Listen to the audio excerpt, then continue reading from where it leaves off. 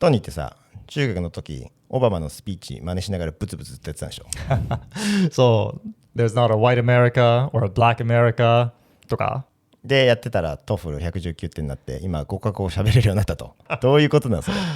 いやーでも全然楽な道ではなかったよ。でも確かにさ、語学系 YouTuber の人たちって3ヶ月でペラペラになれますとかって言ってるけど、実際ビジネスレベルで語学語を喋れる人がどうやってどういう人生生きてるのかとかって知らないと思うんだよね。そんな簡単だったらさ、みんな喋ってると思う。今回のエピソードはその辺の深掘りをしていくと思うので、バイリンガルの子供を育てたい人とかグローバルキャリアを進みたい人、また新しい言語を学びたい人、すごいヒントになることいっぱいあると思うんで、ぜひ最後まで見てください。それじゃあ行ってみましょう。ショー。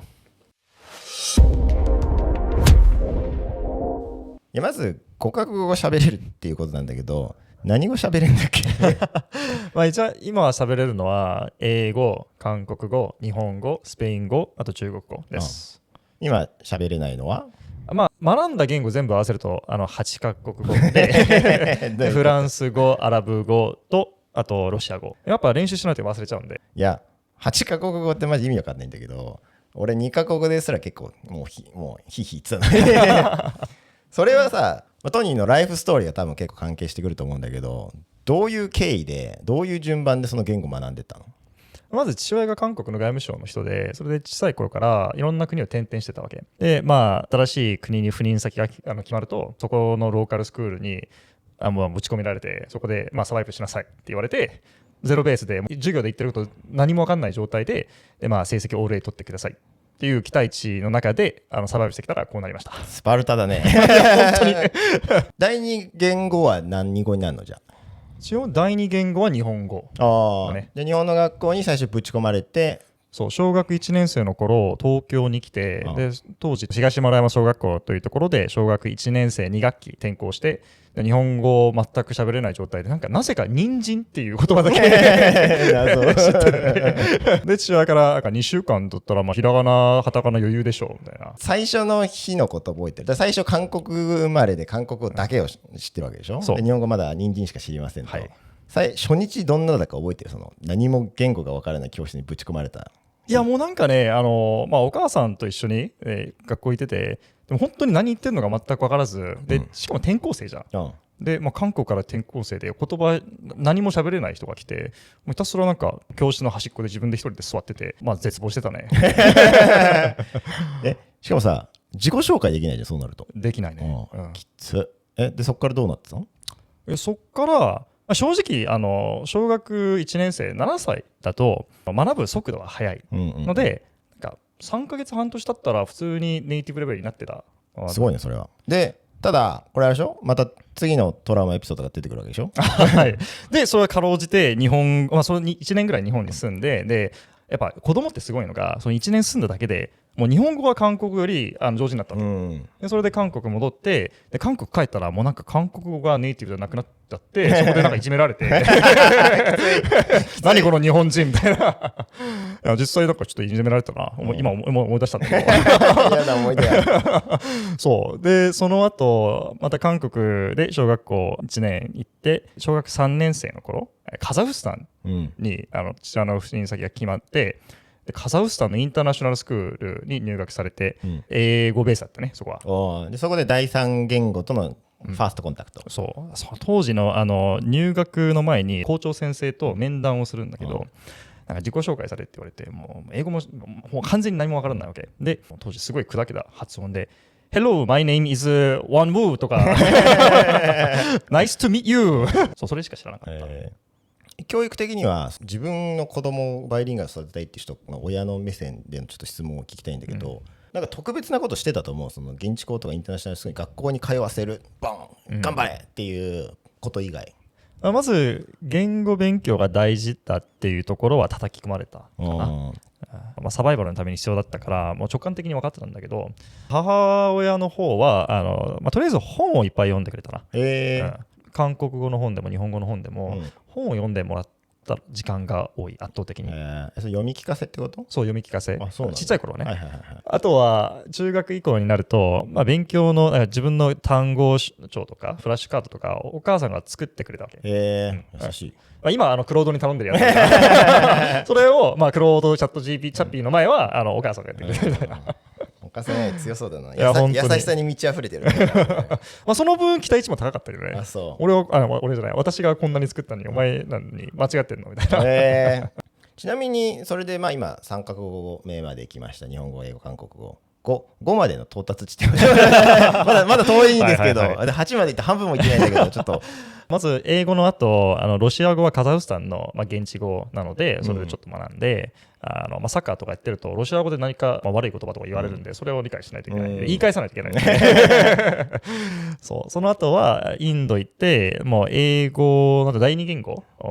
授業を選ばないといけなくて、その時スペイン語を選んで結構スペイン語にはまって勉強したかな、その後は韓国も取ってまた高校の第二言語としてフランス語を1年取って、その後はまあ BCG の2年目にドバイオフィスにトランスファーしてアラブ語をまあ現地語なんでまた勉強して、で中国語は中華系の BC に転職した時に学んだかな。じゃあ大人になってからも言語を学び続けたってことだよね。最後言語を学び始めた年が29とかかな。中国と強い大人だ。僕中国語を学び始めた時、その中華系の BC でなんか同僚と中国語で話そうとしたら一定のレベルを超えるまでにはもういいよもう英語でっていう、中国語で話すのを拒否された。それはどう乗り換えたの？向こうが思ってない状況で自分の言語力がこうやってリープフログしたっていうところを急に見せる、ちょっと急に感動感を与えるっていうところでショックを与えて、そこからはちょっとミックス話してくる、向こうでもなんかこう中国で話してちゃんと会話が続けられるんだなという信頼感を与えるのは自分の責任であること。だってこの言語を練習したいっていう気持ちはぶっちゃけ自分の都合じゃん。最終的にはね英語で喋った方がいいし、そこは自分で頑張って別の環境で準備してくる責任はあると思う。でも俺も日本語もさ今ビジネス日本語レベルじゃん、だけど、まあ、いつもそうだったわけではなく、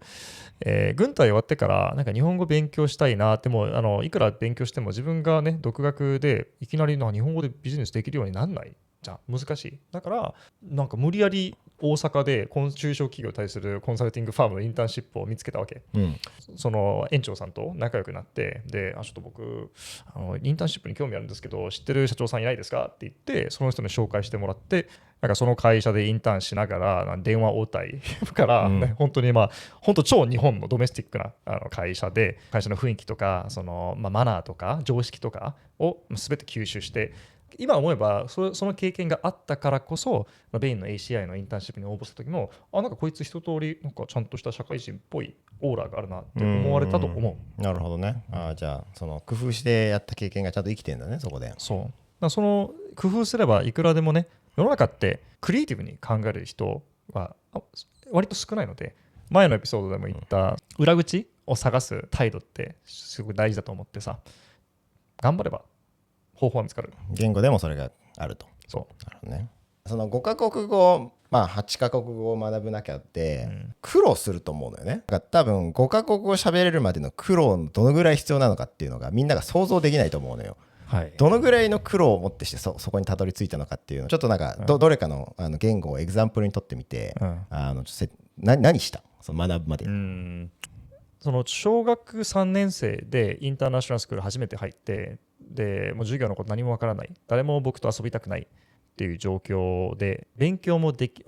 急にできなくなった、友達ともなんかクールな人ではなくなったっていうところからすごい心が痛んだわけだから、なんか全ての自分のインプットをもう英語に切り替えて、家に帰ったらもう内容全然わかんないけどとりあえずハリーポッターの本を読んだ。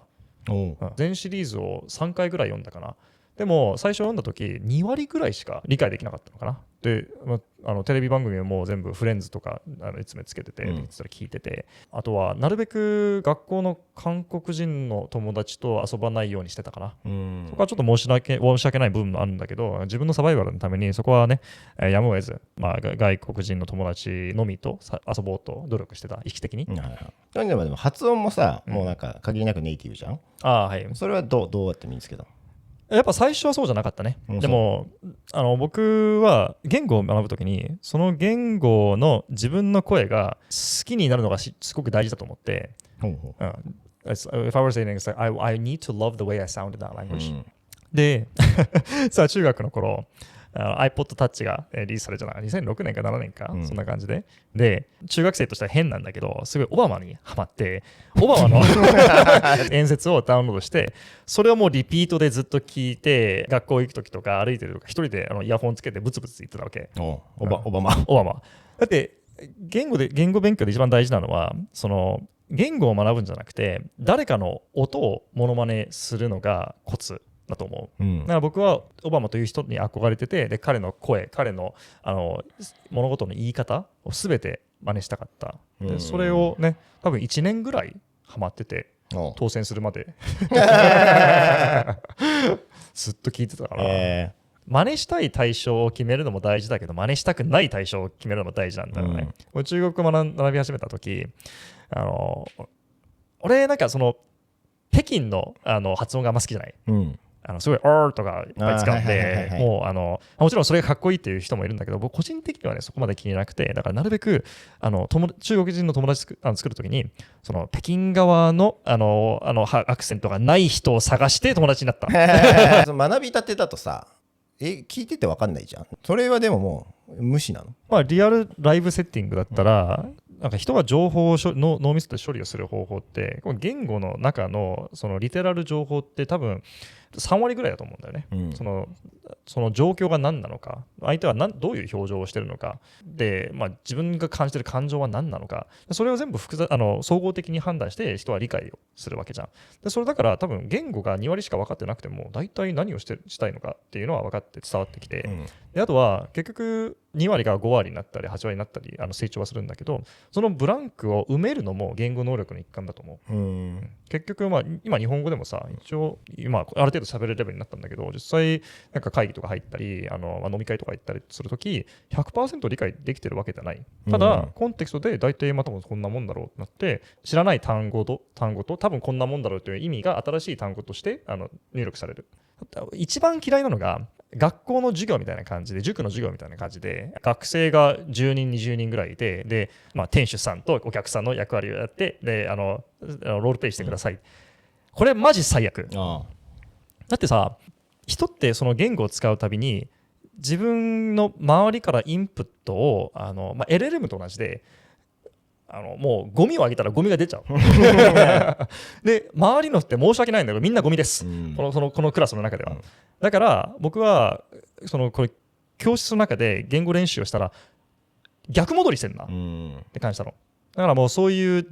団体で受ける授業はもう文法のみにして、自分が好きなのはやはりそのネイティブスピーカー2人が喋ってるところを聞ける状況を作る。苦労話聞いてきたから、いい話も聞きたいなと思って、5カ国語、8カ国語喋れると多分いいことっていっぱいあると思うんだよこれマジやっててよかったなっていう、瞬間というかエピソードというかっていうのを、仕事でもプライベートでもちょっと聞いてみたいな。僕シカゴ住んでた頃2019年だったかな、友達と一緒にメキシコのディア・デ・ロス・ムエルトスのためにメキシコシティ行って、で郊外のすごい有名な墓地見学してたんだけど、そこからちょっと迷っちゃって道あとそういうなんかメキシコの郊外って超危険特にメキシコシティのだからね。そう俺とあと俺の友達インド系のアメリカ人2人で行ってて、2人ともなんかすごい道迷ってて、ローカルの現地のもうメキシコシティ人の人じゃなくて、もうそのビリッジの、プエブロの人と会って、でなんか見た目がねこうだから話しかけられて、で結構流暢なスペイン語で返したらおーエルチーノアブラエスパニョルとか言いながらすごい喜んで、自分の家に来いって招かれたわけ。お、いいんすかみたいな。てか友達はいいのみたいな言っていいの殺されるんじゃない拉致されるんじゃないっていう懸念もあったけど、いいじゃん、男2人だし大丈夫だろっていう無責任な考えで乗って、で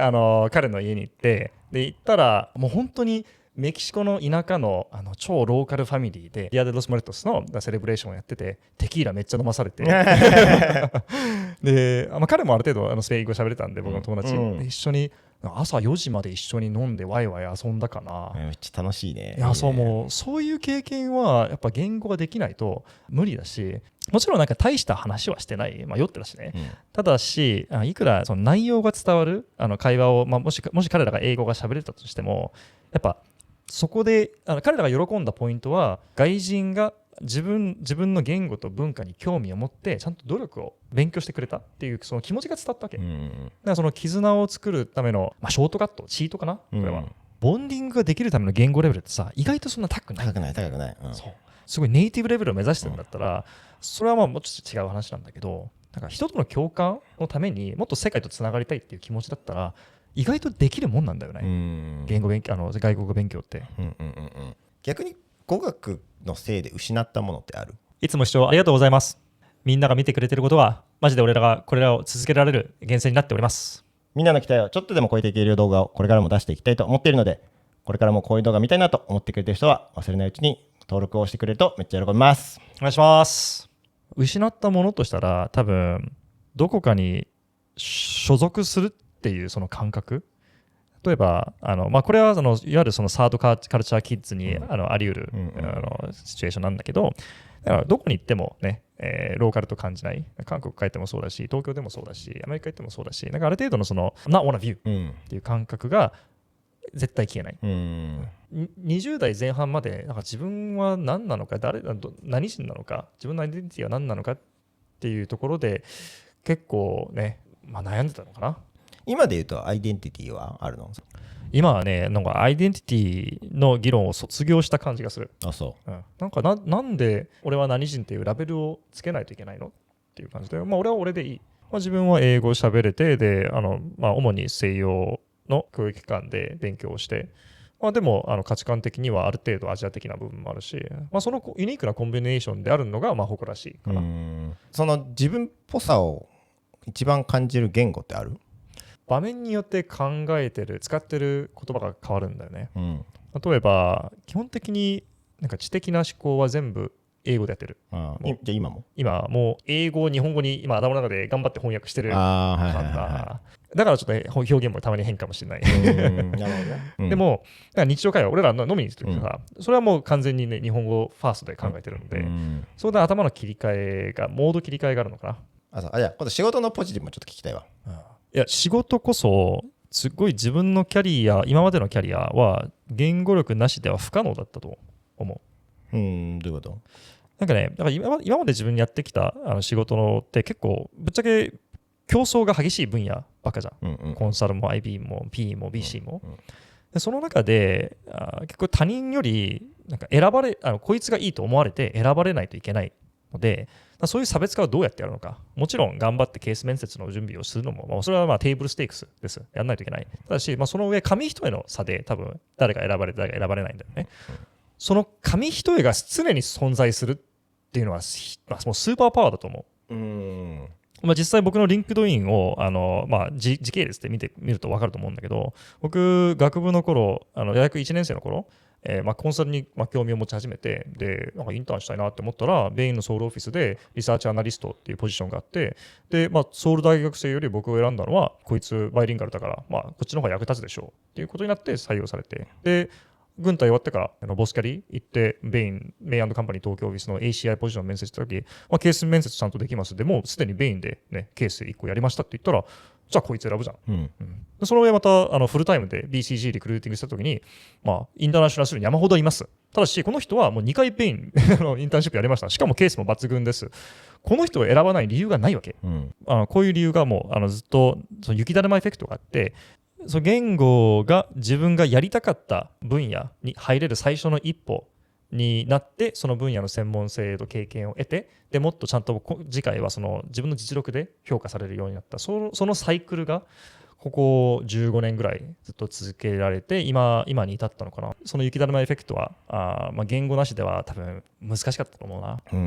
例えば海外で、言語研修みたいな感じで必要な経費って多分何百万ぐらいの、程度だと思う。もちろん、意味のある金額ではあるけど、その金額を使ってで英語が喋れるようになって、で海外、世界で活躍できるキャリアにトランジションできたら毎年何千万のキャリアにつながるわけだから、それぐらい投資する価値はあると思う。だから言語勉強、それグローバルキャリアに興味がある人はもう悩むのやめてやったらいいと個人的に思う。で今ちょっと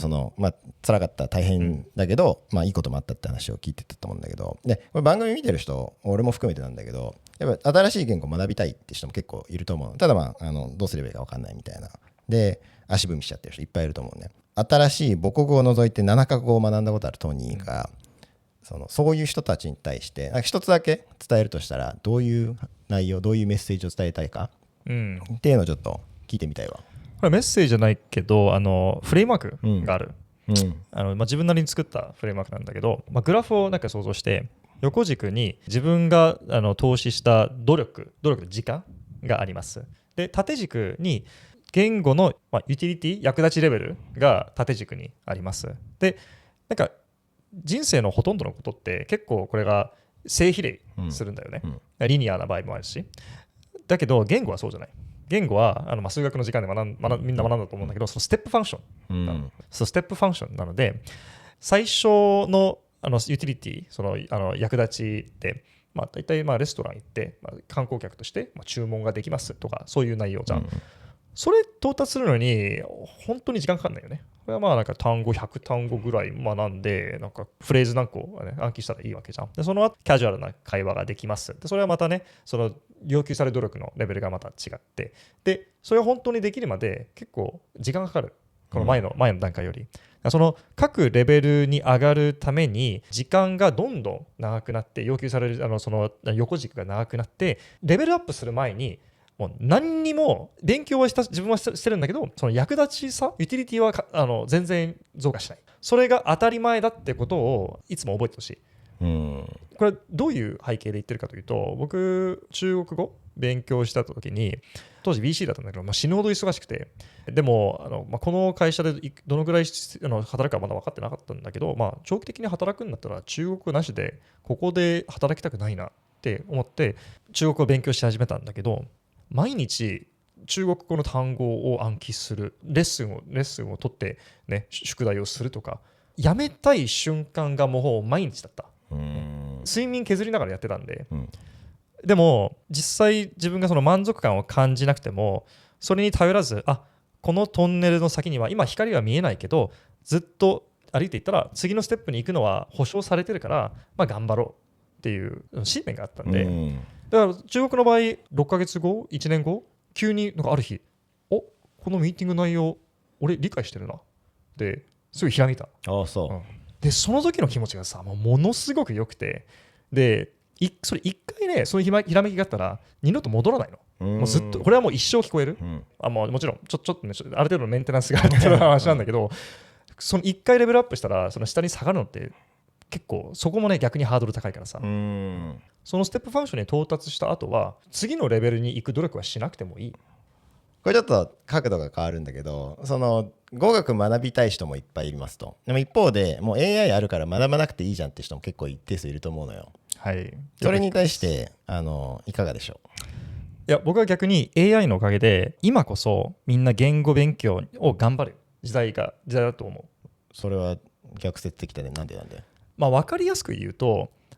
勉強が一番難しかったところで一番一番めんどくさいところがもう AI によって解決されて、で AI が絶対できない、言語の分野って言語の機能ってあるわけ。まず、最初のポイントからいくと、僕の日本語例えにすると、俺の場合日本でもう働くとしたらさ、会社で働くとしたら今正直、日本人みたいにメールを自分で、パソコンと自分だけだとさ、多分書くのに結構ね時間かかると思うけど、今はもうみんなチャッピー使ってるじゃんだからもうその勉強は全くしなくてもいい、自分はだからその会社の人たちとボンディングするときに使う日本語だけ勉強すればいいし、で会話そのスピーキングとリスニングだけ頑張れば、ライブで使う場面だけ準備すればいいので、なんか勉強しないといけない勉強量が半減したので、これ超得じゃん。でどんどんね簡単になったのに、この技術を使わないっていうのはもったいないと思う。これでも今の話で言うと、そのスピーキングリスニングももう AI がイヤホンでできますよとかっていうまあ、アーギュメントもできるわけじゃん。そうなるとその半分だけじゃなくて 100% いらなくないですかっていうアーギュメント出てくると思うんだけど、そこもちょっと違うんですよ。例えば会議は全部 Zoom オートトランスレートでできます。だけどそのリズボンオフィスでみんなと一緒にサーフィンとかね、そういうところで要求されるポルトガル語だけ勉強すればリズボンオフィスにもトランスファーできますっていう世界になるじゃん。うん、でもその日常会話、そのレベル1レベル2ぐらいの言語を学ぶために頑張れる最適な状況が今準備されてるわけ。うん、でそのレベル1レベル2、そのサーフィンしながらエアポッドつけて、ね、同時に通訳やるのできないじゃん。でしかも向こうも喜ばないしね。人と人との絆を使うための手段として言語が自分の頭で喋ってる言語はそれは AI によって大体できないと思う。でも非常に簡単になった。だからみんな今こそ外国語の勉強を頑張ってほしい。だそうです。皆さんややりましょう。私もポルトガル語頑張ります今日はこんな感じで言葉が通じない教室に放り込まれたトニーが5カ国語話者になるまでのストーリーと、まあそれまでの良かった話、苦労した話っていうのをいろいろフレコトークで聞いていきました。実際トニーがオバマの真似をした結果どのくらい英語を喋れるようになったのかっていうのも我々英語エピソードをやっていますので、こちらぜひ見てみてください。